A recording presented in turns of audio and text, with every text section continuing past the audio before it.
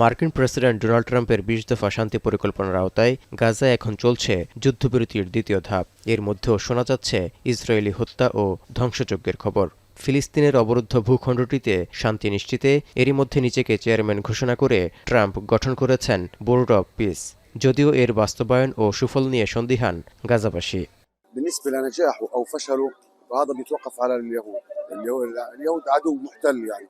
إذا كان معني بإنجاحه حينجحه، وإذا كان مش معني بإنجاحه حيفشل. بجدية تامة ولإعادة إعمار قطاع غزة. أنه سيكون مقدمة لهيمنة طويلة الأمد تلغي।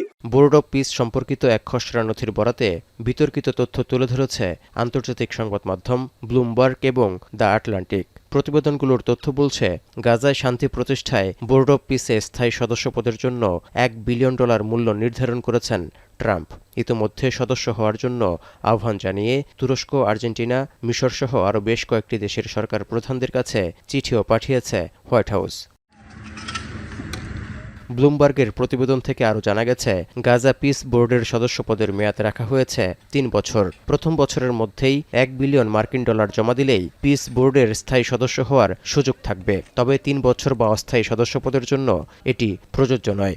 সিদ্ধান্তগুলো বাস্তবায়নে ভোটও দিতে পারবেন সদস্যরা, কিন্তু বাস্তবায়নের ক্ষেত্রে একক কর্তৃত্ব ফলানোর ক্ষমতাও রেখেছেন ট্রাম্প।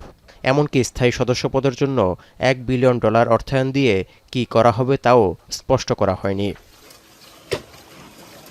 এরই মধ্যে ট্রাম্পকে চেয়ারম্যান করে গাজা পিস বোর্ডের প্রতিষ্ঠাতা সদস্য করা হয়েছে মার্কিন পররাষ্ট্রমন্ত্রী মার্কো রুবিও, বিশেষ দূত স্টিভ উইটকফ, ট্রাম্পের জামাতা জেরেড কুশনার এবং যুক্তরাজ্যের সাবেক প্রধানমন্ত্রী টনি ব্লেয়ারকে।